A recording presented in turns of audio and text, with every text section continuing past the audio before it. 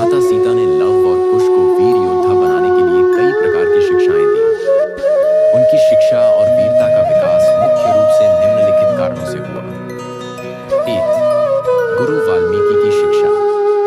जब भगवान राम ने माता सीता का त्याग कर दिया, तब ऋषि वाल्मीकि ने उन्हें अपने आश्रम में शरण दी। वहां लव और कुश का पालन पोषण हुआ। ऋषि वाल्मीकि ने उन्हें वेद, शास्त्र, धनुर्विद्या और युद्ध कौशल की शिक्षा दी। 2. माता सीता का संस्कार और प्रेरणा। माता सीता ने अपने पुत्रों को साहस, धर्म, मर्यादा और न्याय के आदर्श सिखाए। उन्होंने उन्हें बताया कि एक सच्चा योद्धा केवल बाहुबल से नहीं, बल्कि आत्मबल और धर्म के मार्ग से महान बनता है। 3. धनुर्विद्या और युद्ध कौशल। लव और कुश ने धनुष बाण चलाने की कला बचपन से ही सीखनी शुरू कर दी थी। वे भगवान राम के पुत्र थे, इसलिए उनके भीतर जन्मजात वीरता थी, लेकिन उन्होंने कठोर अभ्यास और अनुशासन से इसे और निखारा। 4. अश्वमेध यज्ञ में पराक्रम। जब भगवान राम ने अश्वमेध यज्ञ किया, तो उनके घोड़े को लव कुश ने रोक लिया। यह दिखाता है कि वे कितने साहसी और निडर थे। उन्होंने श्री राम की सेना के बड़े बड़े योद्धाओं लक्ष्मण, भरत, शत्रुघ्न और हनुमान तक को पराजित कर दिया था। 5. नीति और धर्म का पालन। लव और कुश केवल शस्त्रों में ही निपुण नहीं थे, बल्कि वे नीति, धर्म और न्याय के भी छाता थे। उन्होंने हमेशा सत्य और धर्म की रक्षा की, जो माता सीता और ऋषि वाल्मीकि की शिक्षाओं का परिणाम था। माता सीता के संस्कार, ऋषि वाल्मीकि की शिक्षा और स्वयं की कठोर साधना के कारण लव और कुश महान योद्धा बने।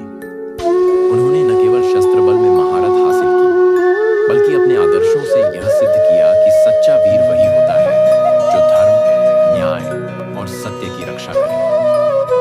लव और कुश का जीवन और युद्ध कौशल। आगे की कहानी। 6. लव कुश की वीरता का प्रमाण। जब भगवान राम ने अश्वमेध यज्ञ किया, तो यज्ञीय घोड़े को छोड़ दिया गया। यह प्रथा थी कि जो भी राजा इस घोड़े को रोकेगा, उसे राम की सेना से युद्ध करना होगा। ये अश्वमेध यज्ञ का घोड़ा पकड़ना। जब यह घोड़ा वाल्मीकि ऋषि के आश्रम के पास पहुंचा, तब लव और कुश ने इसे रोक लिया। उन्होंने घोषणा की कि जब तक कोई योद्धा इसे जीतकर नहीं ले जाता, तब तक वे इसे मुक्त नहीं करेंगे। उन्होंने इसे केवल युद्ध कौशल का प्रदर्शन करने के लिए नहीं, बल्कि अपने धर्म और मर्यादा की रक्षा के लिए किया। अयोध्या की सेना से संघर्ष। पहले श्री राम की सेना के कई वीर योद्धा आए, लेकिन लव और कुश ने उन्हें पराजित कर दिया। शत्रुघ्न और भरत जैसे पराक्रमी योद्धा भी लव कुश के आगे टिक नहीं पाए। जब लक्ष्मण युद्ध में आए, तब भी वे लव कुश की वीरता के आगे असफल हुए। अंत में हनुमान जी ने लव कुश का सामना किया, लेकिन वे भी उनके बाणों से बांध गए। अथी श्री राम से युद्ध। जब श्री राम को यह पता चला कि उनके सभी योद्धा हार चुके हैं, तो वे स्वयं युद्ध के लिए आए। लव कुश को यह नहीं पता था कि श्री राम उनके पिता हैं। जब युद्ध हुआ, तब वाल्मीकि ऋषि और माता सीता ने आकर उन्हें सच्चाई बताई। यह जानकर कि वे श्री राम के पुत्र हैं, लव कुश ने तुरंत शस्त्र छोड़ दिए और अपने पिता के चरणों में गिर पड़े। लव कुश का भविष्य। जब सत्य उजागर हुआ, तब श्री राम ने माता सीता को वापस अयोध्या लाने का निर्णय किया, लेकिन माता सीता ने अपनी मातृभूमि त्याग की। पृथ्वी का आह्वान किया और उसमें समा गई। श्री राम ने लव और कुश को अयोध्या का राजकुमार बनाया।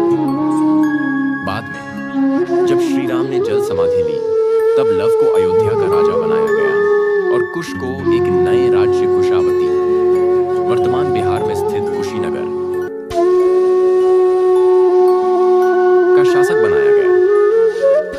माता सीता और ऋषि वाल्मीकि की शिक्षा, धर्म के प्रति उनकी निष्ठा और अपने कठोर अभ्यास के कारण लव और कुश महान योद्धा बने। उन्होंने यह साबित किया कि सच्ची वीरता केवल शस्त्रों से नहीं, बल्कि धर्म, न्याय और मर्यादा के पालन से आती है। लव और कुश की शासन व्यवस्था और विरासत। 8. अयोध्या और कुशावती का राज्याभिषेक। श्री राम के जल समाधि लेने के बाद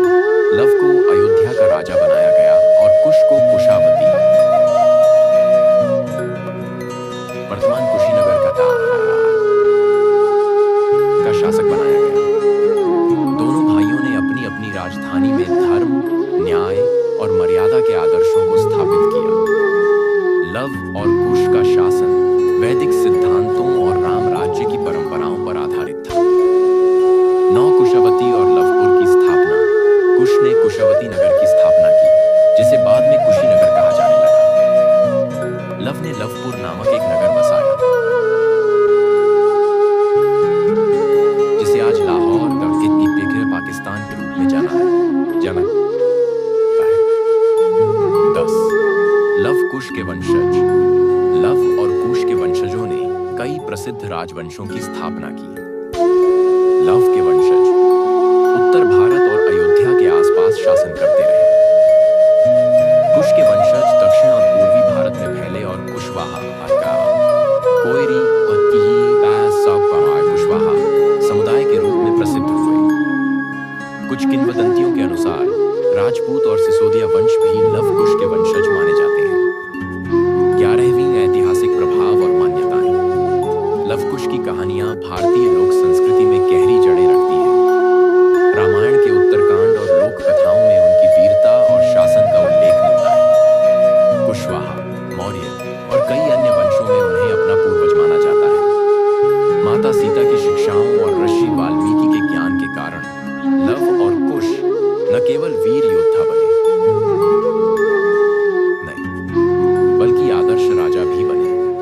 उनकी शासन व्यवस्था ने राम राज्य की परंपराओं को आगे बढ़ाया और उनके वंशजों ने भारत के विभिन्न हिस्सों में महान राजवंशों की स्थापना की। लव कुश की विरासत और सांस्कृतिक प्रभाव। 12 लव कुश की शिक्षाएं और उनके सिद्धांत। लव और कुश ने केवल योद्धा और राजा के रूप में ही नहीं, बल्कि एक आदर्श शासक और समाज सुधारक के रूप में भी कार्य किया। उनकी शिक्षाएं आज भी प्रासंगिक हैं। 1 धर्म और न्याय का पालन। उन्होंने शासन में राम राज्य के सिद्धांतों को लागू किया, जहां हर व्यक्ति को न्याय मिलता था। उन्होंने सच्चाई और ईमानदारी को सर्वोपरि रखा। 2 राष्ट्र की रक्षा और सैन्य शक्ति। लव और कुश ने अपने राज्यों में एक मजबूत सैन्य व्यवस्था बनाई। उन्होंने युद्ध कौशल और आत्मरक्षा की शिक्षा को आम नागरिकों तक पहुंचाया। 3 संतुलित शासन और प्रजा हितकारी नीतियां। कृषि, व्यापार और शिक्षा को बढ़ावा दिया। धार्मिक सहिष्णुता और लोक कल्याणकारी योजनाओं को अपनाया। 13 लव कुश की कथा का साहित्य, कला और लोकगीतों में प्रभाव। रामायण के उत्तरकांड में लव कुश की कथा विस्तार से वर्णित है। लोकगीतों, नाटकों और रामलीला में लव कुश की वीरता का उल्लेख किया जाता है। भारत के विभिन्न हिस्सों में लव कुश रामलीला का मंचन होता है। फिल्में, टीवी धारावाहिक और साहित्य में लव कुश की कहानियों को जीवंत रखा गया है। 14 आधुनिक समय में लव कुश का प्रभाव।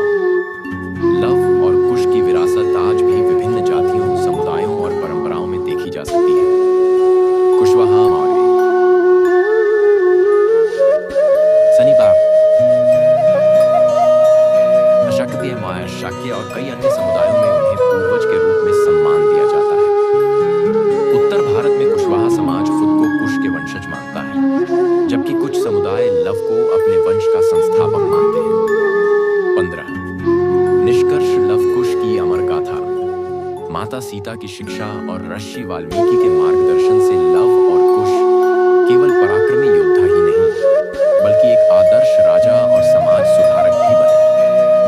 उन्होंने धर्म, न्याय और वीरता की ऐसी मिसाल पेश की, जो आज भी भारतीय संस्कृति में प्रेरणा का स्रोत है। लव कुश की कथा हमें सिखाती है कि सत्य और न्याय की राह पर चलना ही सच्ची वीरता है।